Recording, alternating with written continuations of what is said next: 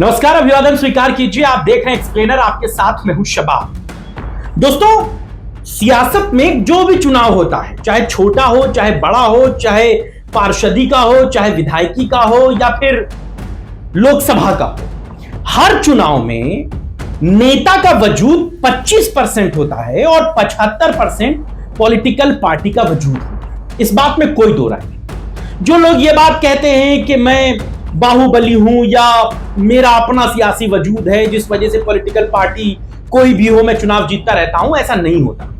Political party का अपना वजूद होता है। इसीलिए आप गौर कीजिए, उत्तर प्रदेश में जितने बाहुबली हैं उनमें 90% बाहुबली विधान परिषद के सदस्य। वो विधायक बहुत कम है, वो चुनाव जीत कर कम आते हैं, वो इलेक्टेड होकर आते हैं, सेलेक्टेड होकर आते हैं, इलेक्टेड होकर नहीं जाते। कहने का मतलब यह है कि बिना पार्टी के सिंबल के, बिना पार्टी के वजूद के आपका कोई सियासी दारोमदार नहीं रह जाए। 25 ऐसे उदाहरण हैं। कल्याण सिंह, हिंदू हृदय सम्राट, भारतीय जनता पार्टी के मुख्यमंत्री, सरकार चला रहे थे उत्तर प्रदेश में, मामला भाजपा से नहीं जमा, पार्टी छोड़ दी, अपनी पार्टी बना ली, चुनाव में उतर गए। विधायक छोड़िए, पार्षदी जिताने के लाले थे वो कल्याण सिंह, जो हिंदू हृदय सम्राट थे, जिनकी वजह से भाजपा सत्ता में आई। शिवपाल यादव, अमर सिंह, कितने ऐसे लोग हैं। पार्टी छोड़ी, सियासी वजूद खत्म। अमर सिंह समाजवादी पार्टी छोड़कर अपनी पार्टी बनाई। रामपुर की सिटिंग सांसद जया प्रदा को चुनावी मैदान में उतारा। चुनाव निशान बाल्टी था उनका उस समय, बाल्टी में छेद हो गया, जमानत नहीं बचा पाई जया प्रदा। कांग्रेस से रीता बहुगुणा जोशी, जब तक पार्टी में थी बड़ा वजूद था, बीजेपी गई, सांसद बन गई, उसके बाद ढाक के 3 पात, मौका ही नहीं। तो कहने का मेरा मकसद यह है कि जो सियासी वजूद पॉलिटिकल पार्टियों की वजह से होता है, उसका अपना एक रसूख, अपना एक वजूद होता है। अच्छा सोचिए, ये बातें मैं आपको क्यों बता रहा हूं? मैं ये बातें आपको इसलिए बता रहा हूं कि समाजवादी पार्टी ने जिन 3 विधायकों को निकाला है पार्टी से बाहर, वो सब अपने आप को कह रहे हैं कि भाई साहब मेरा अपना सियासी वजूद है, मेरी वजह से समाजवादी पार्टी वहां चुनाव जीती थी। लेकिन पार्टी से निकाले जाने के बाद सबके हाथ पांव कांप रहे हैं। क्या मनोज पांडे, क्या अभय सिंह और क्या राकेश प्रताप सिंह, सबकी चूल्हे हिली हुई हैं। हर कोई इस कश्मकश में है कि समाजवादी पार्टी ने तो निकाल दिया, अब भाजपा टिकट देगी या नहीं देगी, एक बड़ी चुनौती।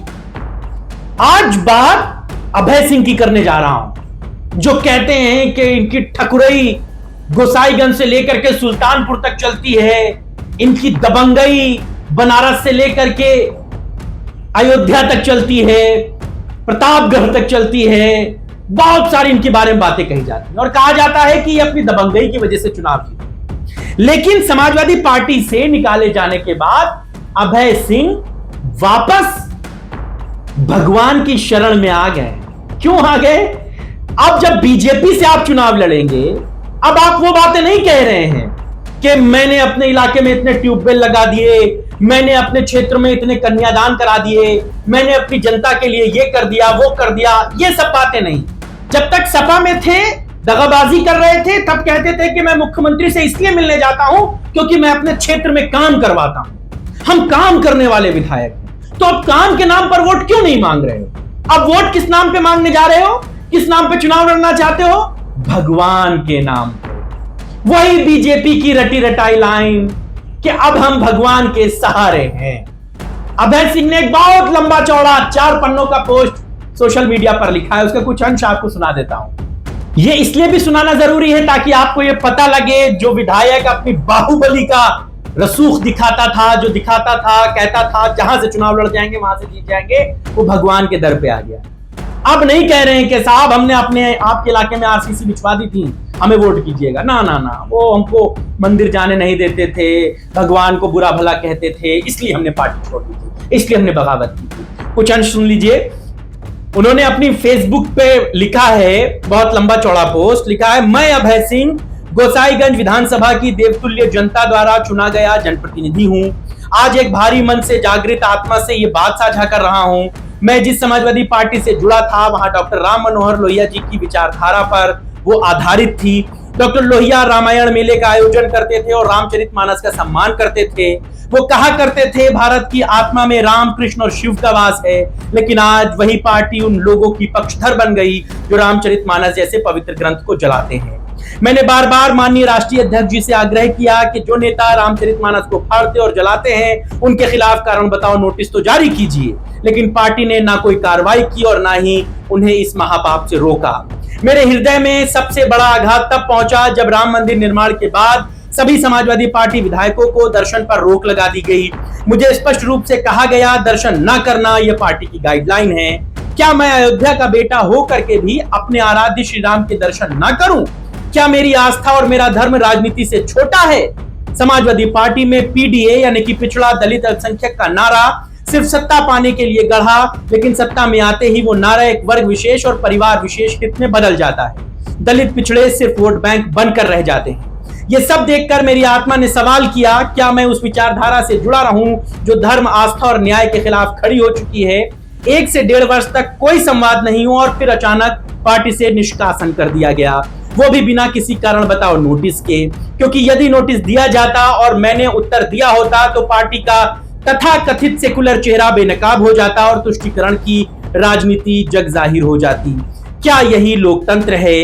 क्या यही लोहिया के विचारों पर चलने वाली पार्टी है? तो अभय सिंह ये लंबा चौड़ा पोस्ट सोशल मीडिया पर लिख रहे हैं और ये बता रहे हैं कि साहब मुझे दर्शन करने जाने नहीं दिया गया, ये लोग जो हैं वो भगवान विरोधी हैं, इस तरीके की तमाम बातों को वो लिख बना रहे हैं। अब ये बात असल में इसलिए बताना जरूरी है कि ये डर है चुनावी लड़ाई हारने का। अब ये तो अभय सिंह के बारे में मैंने आपको बता दिया। अब अगर अभय सिंह समाजवादी पार्टी से चुनाव नहीं लड़ेंगे, मान लीजिए उनको भाजपा टिकट देती है, तो फिर समाजवादी पार्टी से यहां चुनाव कौन लड़ेगा? अभय सिंह पहले तो बसपा ही थे, उन्होंने बसपा से करियर शुरू किया, ये सबको पता है। 2012 में उन्होंने चुनाव लड़ा, वो जीते। 2017 का चुनाव लड़ा, वो हारे, और 2022 का उन्होंने चुनाव लड़ा, वो फिर से जीते। यानी कि 2 बार के वो विधायक। इत्तेफाक की बात, तीनों बार उनकी लड़ाई जो रही वो या तो खब्बू तिवारी से रही या खब्बू तिवारी की पत्नी से रही। 2012 में जब उन्होंने चुनाव लड़ा था तब खब्बू तिवारी बसपा से टिकट के थे। फिर 2017 में जब उन्होंने चुनाव लड़ा तो खब्बू तिवारी की पत्नी वहां से चुनावी मैदान में थी, वो भाजपा में आ चुके थे, वो चुनाव हार गए अभय सिंह। फिर 2022 में भी खब्बू तिवारी की पत्नी चुनावी मैदान में थी, अभय सिंह चुनाव जीते। कहने का मतलब यह है कि ना तो खब्बू तिवारी परमानेंट भाजपाई हैं और ना ही अभय सिंह परमानेंटली सपाई। अब यहां से जो सियासी समीकरण बन रहा है वो बड़ा दिलचस्प बन रहा है। 2027 के विधानसभा चुनाव में अभय सिंह की जगह समाजवादी पार्टी खब्बू या उनकी पत्नी को चुनावी मैदान में उतार सकती है। यह बात साफ तौर से कही जा रही है, क्योंकि खब्बू को भी यह बात पता है कि अगर अभय सिंह भारतीय जनता पार्टी से चुनाव लड़ेंगे तो फिर उनको या उनकी पत्नी को टिकट नहीं मिलेगा भाजपा से। अब खब्बू तिवारी क्या करेंगे? जैसा मैंने आपको पहले भी कहा कि खब्बू तिवारी कोई परमानेंट भाजपाई तो है नहीं। समाजवादी पार्टी भी इस सीट से किसी बड़े फेस को लड़ाएगी, या तो ब्राह्मण लड़ाएगी या तो ठाकुर लड़ाएगी। तो अब ऐसे में खब्बू तिवारी समाजवादी पार्टी के लिए एक बेहतर ऑप्शन बन रहे हैं और खबरें ये मिल रही हैं कि खब्बू तिवारी के नाम का रिकमेंडेशन अभय सिंह के पुराने विरोधी धनंजय सिंह ने किया है। जी हां, ये जो लिंक जुड़ रहे हैं ये अयोध्या, गोसाईगंज होते हुए लखनऊ वाया होते हुए जौनपुर तक जा रहे हैं। जौनपुर से धनंजय ने खबर ये है कि शिवपाल यादव के मार्फत अखिलेश यादव तक खब्बू तिवारी के नाम को पहुंचाया है। अभय सिंह की अदावत धनंजय सिंह से चलती है, ये पुरानी बातें सबको पता है। खब्बू तिवारी चुनाव लड़ेंगे, समाजवादी पार्टी उन्हें टिकट देगी, ये बात धनंजय सिंह कह रहे हैं। धनंजय सिंह भी अभय सिंह को हराने के लिए पूरा जोर लगा देंगे, क्योंकि 2024 के लोकसभा चुनाव में धनंजय सिंह समाजवादी पार्टी से चुनाव लड़ जाते हैं जौनपुर से। वो तो पारसनाथ के बेटे ने वहां पर बगावत बड़ी कर दी समाजवादी पार्टी में, उन्होंने खुलकर विरोध कर दिया। अगर वो विरोध ना होता तो फिर समाजवादी पार्टी धनंजय सिंह को चुनाव लड़ा देती। ये इसीलिए थोड़ा सा रुक लिया गया कि थोड़ा मामले को ठंडा कर लिया जाए, मामले में थोड़ी सी आसानी बरती जाए। समाजवादी पार्टी सुप्रीमो अखिलेश यादव ने भी थोड़ा अपने आप को ठहरा लिया, इसलिए धनंजय को टिकट नहीं दिया। धनंजय की पत्नी भाजपा से समर्थित थी और वो चुनाव जीते। धनंजय इन सब के बावजूद अभय सिंह को चुनाव हराना चाहते हैं, इसीलिए वो खब्बू तिवारी के नाम का रिकमेंडेशन कर रहे हैं। तो गोसाईगंज में सियासत बड़ी दिलचस्प हो गई। और इस दिलचस्प सियासत में गोसाईगंज में अभय सिंह के लिए अब तमाम मुश्किलें हैं। समाजवादी पार्टी से टिकट न मिलने की मुश्किल, भारतीय जनता पार्टी से टिकट मिलेगा या नहीं मिलेगा इस बात की मुश्किल। अगर भारतीय जनता पार्टी से टिकट मिल गया तो समाजवादी पार्टी की तरफ से खब्बू तिवारी के नाम पर 99% चांसेस हैं।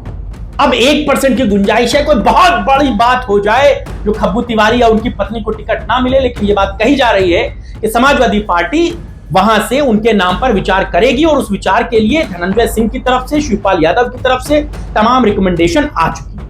चूंकि 2024 के लोकसभा चुनाव में अयोध्या जैसी जनरल सीट पर, सामान्य सीट पर एक दलित जो सांसद चुनकर लोकसभा तक पहुंचा है, उससे समाजवादी पार्टी का मनोबल बढ़ा है। अब ऐसे में समाजवादी पार्टी भी पीडीए के फॉर्मूले पर इन सीटों पर प्रत्याशियों को उतारेगी। इस सीट पर या तो ठाकुर या तो ब्राह्मण प्रत्याशी चुनावी मैदान में उतारा जाएगा, क्योंकि जातियों का गणित भी इसी हिसाब से, भाजपा भी इसी हिसाब से चुनाव लड़ाएगा। अब खब्बू तिवारी के नाम पर कब मोहर लगेगी इसका इंतजार करना होगा, लेकिन नाम यही है। 1% की गुंजाइश, मैंने आपसे कहा 1% की गुंजाइश है कि किसी और के नाम पर मोहर लगे। अगर खब्बू तिवारी या उनकी पत्नी भाजपा में अपनी सेटिंग को बनाए रखती हैं तो अभय सिंह के लिए चुनाव बड़ा मुश्किल हो जाएगा, वो फिर निर्दलीय नहीं जीत पाएंगे, ये बात आप मान लीजिए। इसलिए अभय सिंह भी अब हाथ पैर जोड़ के, सारी कस्में दे करके लखनऊ से दिल्ली तक टिकट लेकर आना चाहिए। वो कहेंगे कि भाई साहब आपके कहने पे हमने राज्यसभा में बगावत कर दी, अब हमारे लिए लाले लग गए, टिकट नहीं दोगे तो फिर बड़ी मुश्किल हो जाएगी। ये तमाम चीजें अभय सिंह के लिए करो या मरो की कंडीशन है। समाजवादी पार्टी के लिए यहां से तमाम चीजें जो है वो दूसरी तरफ है, खब्बू तिवारी के नाम पर मोहर लगेगी। अब आप इस पर क्या सोचते हैं, यहां से 2 सवाल आपके लिए छोड़ जाते हैं। पहला सवाल ये कि समाजवादी पार्टी क्या खब्बू तिवारी को टिकट देगी, अगर देगी तो फिर आप वहां पर अभय सिंह के लिए कितनी मुश्किल होगी। दूसरा सवाल, इस बार 27 का विधानसभा चुनाव खब्बू तिवारी और वहां पर अभय सिंह के बीच कितना दिलचस्प होने जा रहा है और अभय सिंह इस चुनाव को किस तरीके से लड़ेंगे, आपकी इस पर क्या राय है। क्या खब्बू तिवारी के अलावा भी समाजवादी पार्टी के लिए वहां पर कोई प्रत्याशी हो सकता है, आप उन नामों को भी हमें सुझा सकते हैं। आज की चर्चा में बस इतना ही। नमस्कार।